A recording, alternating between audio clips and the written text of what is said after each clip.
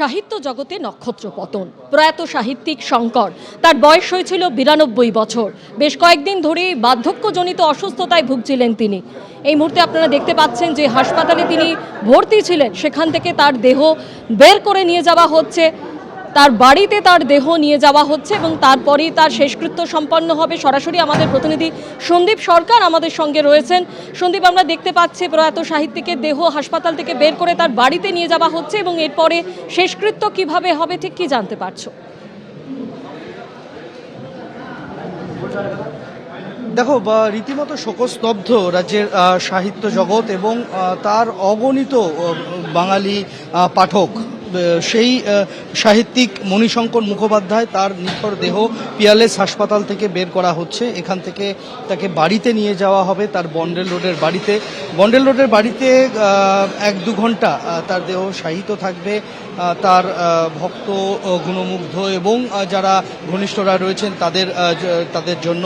এবং তারপর সেখান থেকে আজ সন্ধ্যাবেলা কেওড়াতলা মহাশ্মশানে নিয়ে যাওয়া হবে দেহ। সেখানেই শেষকৃত্য সম্পন্ন হবে। তুমি দেখতে পাবে যে এখানেও বহু মানুষ তারা এখানে রয়েছেন। প্রত্যেকের চোখে জল এবং অশ্রুসজল চোখেই তারা কিন্তু শেষ শ্রদ্ধা জানাচ্ছেন তাদের প্রিয় সাহিত্যিককে। গত 1-1.5 মাস ধরে তিনি ভুগছিলেন এবং প্রথমে তাকে পিয়ালেস হাসপাতালে নিয়ে আসা হয়েছিল জানুয়ারি মাসের 15 তারিখ। জানুয়ারি মাসের 15 তারিখ তার কোমরের একটি অস্ত্রোপচার হয়। সেই অস্ত্রোপচারের জন্য তাকে আনা হয়েছিল। কয়েকদিন হাসপাতালে থাকার পর দিন 2-1-এর জন্য বাড়ি যেতে পেরেছিলেন, কেননা দিন 2-1 পরে আবারও তার শারীরিক অসুস্থতা বাড়ায়। তাকে হাসপাতালে নিয়ে আসা হয় গত 24শে জানুয়ারি, সরস্বতী পুজোর পরের দিন। আবারও তিনি দিন 2-1 হাসপাতালে ছিলেন, আবারও বাড়িতে যান এবং তারপর যে এই ফেব্রুয়ারি মাসের 4 তারিখ হাসপাতালে ভর্তি হলেন, তারপর থেকে আর বাড়িতে ফেরা হলো না। তার একাধিক শারীরিক সমস্যা, যার মধ্যে সংক্রমণ ধরা পড়লো, সেই সংক্রমণের পরিমাণ বাড়লো, সেখান থেকে মস্তিষ্কে একটা টিউমার ধরা পড়লো। সব মিলিয়ে রীতিমতো কাহিল অবস্থায় ছিলেন তিনি। তবে পরিবারের সদস্যরা বা চিকিৎসকেরা কেউই চাননি তাকে ভেন্টিলেশনে দিতে। দিন 4 আগে তাকে আইটিইউতে স্থানান্তরিত করা হয়েছিল। সেখানেই তিনি সাপোর্ট সিস্টেমে ছিলেন এবং সেখান থেকে আজকে দিন 4 হাসপাতালের আইটিইউতে থাকার পর আজকে বেলা 1:45 নাগাদ শেষ নিঃশ্বাস ত্যাগ করেন তিনি।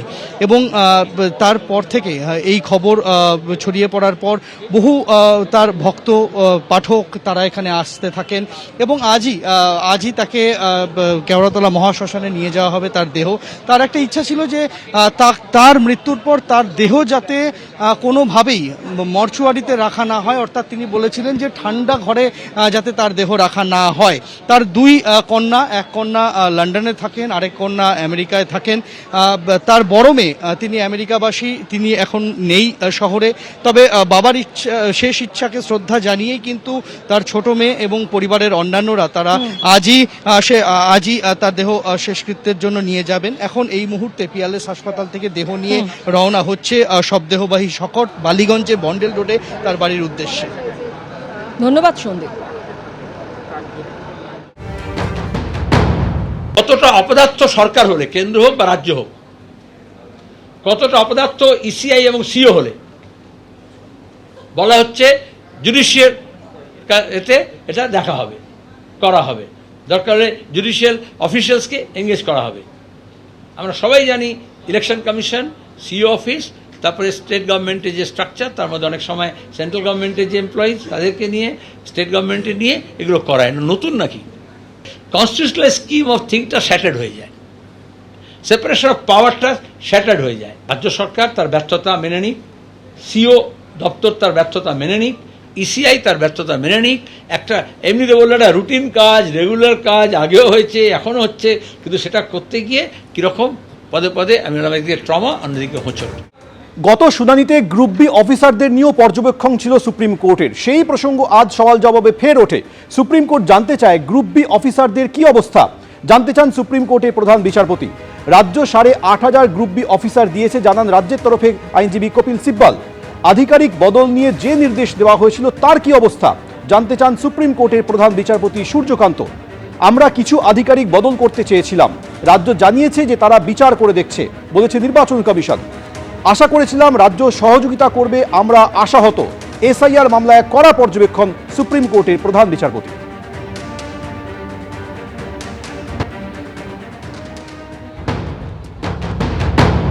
সুপ্রিম কোর্ট তো স্পষ্ট বলেছে তার অবজারভেশনে যে ক্লাস এ অফিসার কেন দেয়া হয়নি, এবং এটা ইচ্ছে করে করা হচ্ছে, কারণ এই ক্লাস এ বাংলাভাষী বাঙালি অফিসার দিলে পরে তারা বাংলা বুঝতে পারতেন, বাংলা পড়তে পারতেন, কথা বলতে পারতেন বাংলায়।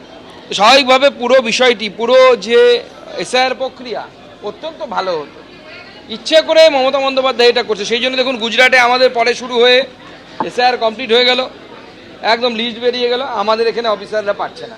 ব্যর্থতা কার? রাজ্য সরকারের ব্যর্থতা, কারণ আপনার অফিসাররা কাজ করছে তো, কেন্দ্র সরকারের অফিসাররা তো কাজে তারা মাইক্রো অবজারভার হিসেবে আছে, তাদের হাতে তো ক্ষমতা নেই, ক্ষমতা হচ্ছে এই আর ওই আর ওদের হাতে, তারা সবাই রাজ্য সরকারি কর্মচারী। তাহলে এত ইনএফিসিয়েন্সি কেন? এসআইআর মামলায় বেনজির নির্দেশ সুপ্রিম কোর্টের, রাজ্যের বিচার বিভাগকে অংশগ্রহণের নির্দেশ। সুপ্রিম কোর্ট আজ যে নির্দেশ দিয়েছে তাতে বলেছে যে জুডিশিয়াল অফিসাররাই চূড়ান্ত সিদ্ধান্ত নেবেন এবং তারা পরামর্শ নিতে পারবেন অবসরপ্রাপ্ত বিচারপতিদের কাছ থেকে, এবং এই জুডিশিয়াল অফিসারদের সিদ্ধান্তই চূড়ান্ত বলে বিবেচিত হবে। জুডিশিয়াল অফিসারদের নির্দেশ সুপ্রিম কোর্টের নির্দেশ বলেই মানতে হবে, রাজ্যকে অবিলম্বে এটা মানতে হবে নির্দেশ দেশের প্রধান বিচারপতি।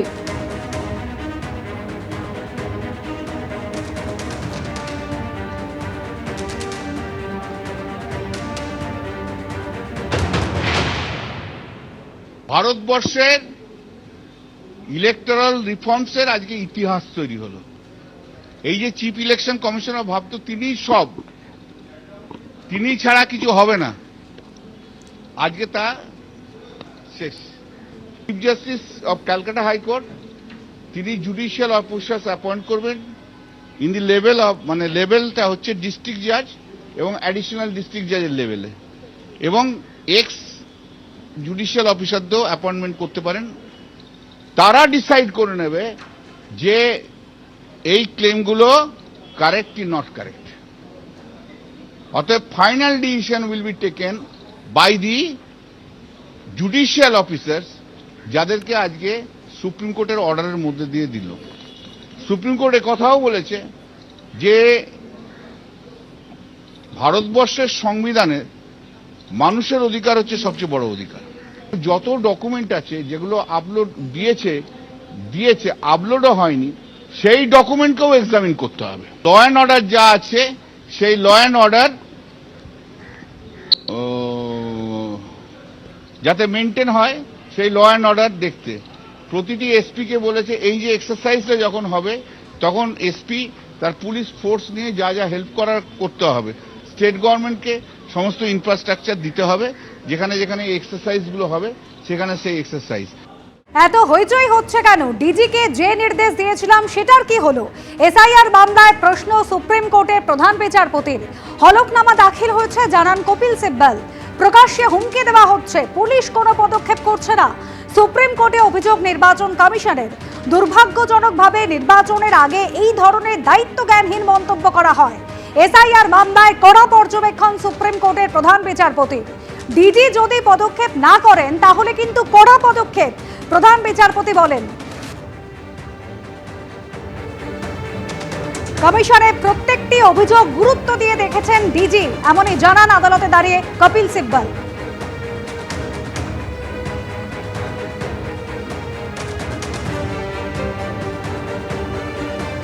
এবিপি আনন্দ, এগিয়ে থাকে, এগিয়ে রাখে।